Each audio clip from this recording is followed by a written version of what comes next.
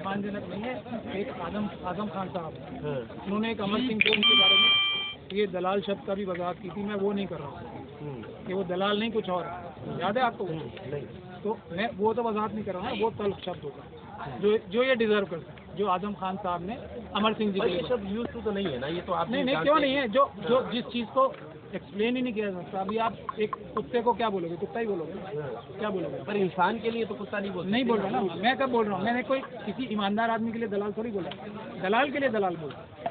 जो तंजीम के इनके नीचे के लोग हैं, जो फुट सोल्जर्स हैं, जो जमीयत उलमा हिंद के, जो इनके बुजुर्ग थे, वो उनको दलाल बोला मैंने कभी? वो ईमानदार लोग हैं, उनको मैं ईमानदार बोलता हूँ। आज भी ये कैसे दलाल हो गए थे?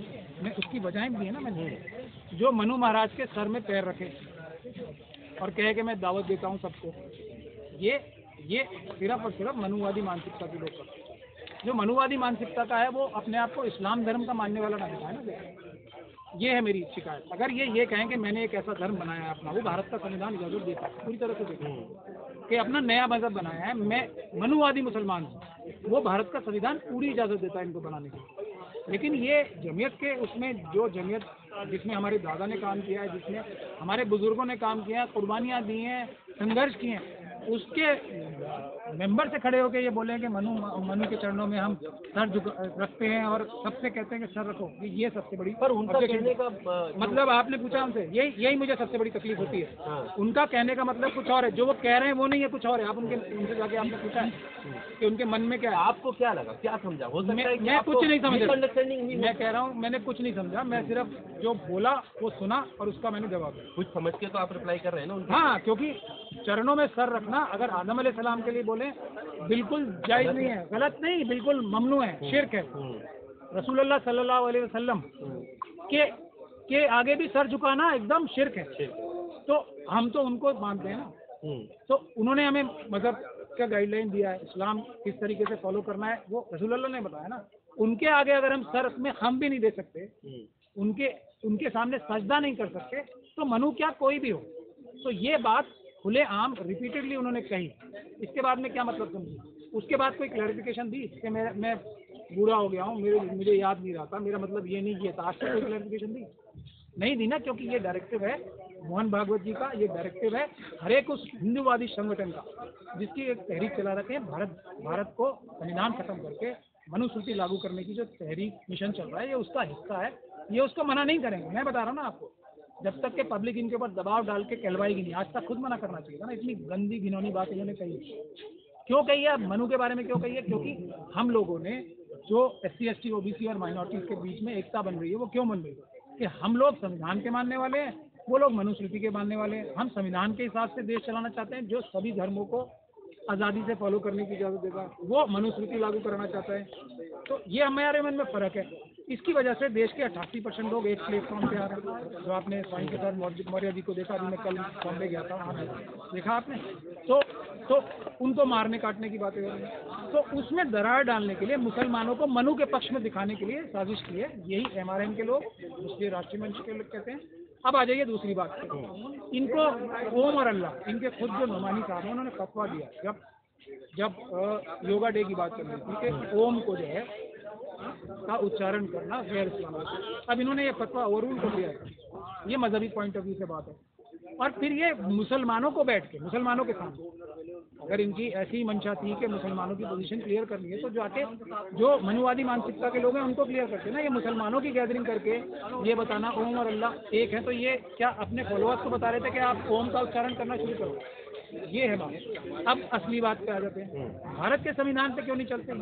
ये सब बातें करना कि एक हैं, अनेक हैं, कुछ भी है। भारत का संविधान जब इजाजत देता है कि आप अपना धर्म फॉलो करो, हम अपना करेंगे, तो ये एक होने की जरूरत क्या है? किसी से लड़ाई नहीं करनी, ये बताया उन्होंने। ये एक करने की क्या जरूरत पड़ रही है? नहीं, मैं संवैधानिक बात कर रहा हूँ। भारत जो संविधान है वो कहता है आप क्रिश्चियन धर्म फॉलो करो, सिख धर्म फॉलो करो, स्वतंत्रता है ना। तो ये कहने की क्या जरूरत है? एक है हम, एक वो इसलिए जरूरत है क्योंकि RSS और विश्व हिंदू परिषद की जो ये स्कीम चल रही है कि सभी के सभी मनुस्मृति को माने, ये उसकी तरफ धक्का दिया जाए। पर ऐसे में जब हिंदू राष्ट्र की बात हो रही है और उसका नतीजा आपने देखा, सुनिए, जो दूसरे धर्मों के लोग आए हुए थे, हालांकि वो खुद आरएसएस से हैं। तो मेरा शक तो ये भी जाता है कि आरएसएस नहीं है, प्रोजेक्ट करके और लड़ाई कराई आपस में, पर मेरा कराई ना, और लड़ाई स्टेज से हुई ना, उससे सौहार्द बना या खराब हुआ उसमें? नहीं, आप बड़ा मेरा सवाल, एक मिनट में आपके काउंटर क्वेश्चन नहीं कर, मेरी बात सुनिए पहले, मैं आपके 10 सवाल सुन रहा हूँ और 100 तो क्या जिस चीज से वहीं स्टेज पे लड़ाई होगी, ऐसी बात कहने की क्या जरूरत? ठीक है, वो नहीं हो गई ना, वो नहीं समझे ना, सब नहीं समझे, ठीक है, हम भी नहीं समझे, दुनिया में कोई नहीं समझा, अरशद मदनी नहीं समझे और वो उसको क्लैरिफाई भी नहीं करेंगे। तंजीम जिसके पीछे तमाम लोग जुड़े हुए हैं, उनकी एक अपनी जिम्मेदारी, तमाम लोग तंजीम से जुड़े हुए हैं। सवाल तो सुन लीजिए, जवाब देना। अगर एक तरफ धर्म संसद चल रही है, इस तरह के बयान आ रहे हैं, तो क्या उनकी जिम्मेदारी नहीं है कि आप भाईचारे के लिए आगे बढ़े, लोगों के साथ बैठकर बात करें? यही प्रयास वो कर रहे थे, तो इसमें दिक्कत क्या है? Very good question. क्या मुसलमान दंगा कर रहे हैं? जमीयत के लोग जाके क्या आतंकवादी घटनाएं कर रहे हैं? क्या मॉब लिंचिंग जमीयत के लोग जाके कर रहे हैं? ऐसा भी हो सकता है, कहीं वो भगवा वेश धारण करा के अपने कुछ वॉलंटियर्स को भेजते, ऐसा था जो उनको समझा रहे थे बैठा के? समझाना किसे था? दूसरे धर्म के लोग तो वो यहाँ बैठे जाता ना, 10-11 लोग बैठे थे ना, समझा सामने, स्पीच सामने के लिए दी जाती है, स्पीच दी जा रही है ना, किसको संदेश जा रहा है ना, किसको मुसलमानों को बिठा के कि तुम लोग ये मॉब लिंचिंग ना करो, ये सब हमारा काटी मत करो, मुसलमानों को बता रहे थे। वो जाके दिखाते ना, इनकी हैसियत थी, अगर आरएसएस के ये इतने बड़े एजेंट हैं तो जाके उनसे कहना कि अपने मनुवादियों की एक संगठन इकट्ठा करो, उसमें जाके मैं ओम अल्लाह एक बताऊं, मुसलमानों को क्यों खराब कर रहे हैं? और जमीयत के प्लेटफॉर्म, जमीयत इनके बाप की दादा की जागीर नहीं है, जमीयत मुसलमानों की कम्युनिटी की पूरी एक जो फिक्र है उसकी एक जमात है, ये सिर्फ केयर टेकर है। इस बात को ध्यान से समझ लें, ईमानदार जो उसमें लीडरशिप होगी वो आगे आएगी, और हमारा यह मिशन है, जो ईमानदार, बहादुर और देशभक्त लोग होंगे वो आएंगे, जो आरएसएस के एजेंडे पे चलेंगे। उन सभी लीडरों को हटा के दूसरे ईमानदार देशभक्त लोगों को बनाया जाएगा, जो बहादुर हैं, ईमानदार हैं और देशभक्त। चलिए, शुभ